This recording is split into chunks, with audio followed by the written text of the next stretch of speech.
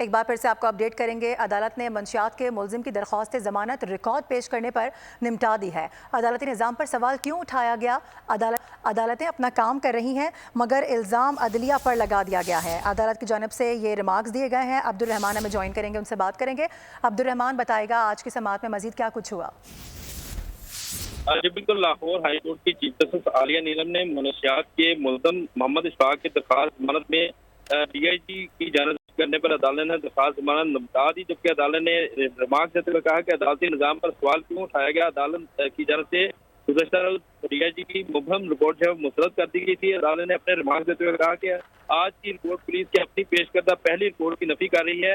High court اور ضلعی عدلیہ میں کوئی بھی مقدمہ بغیر طریقے ملتوی نہیں ہوتا۔ عدالتیں کام کر رہی ہیں مگر الزام عدلیہ پر لگا دیا گیا۔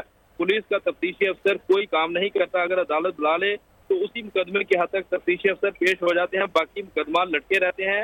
عدالتوں میں بھی انسان بیٹھے ہیں، کوئی مشینیں نہیں لگی ہوئی، جب گواہان پیش ہوتے ہیں تو جا کر بیان تو قلمبند کرائیں۔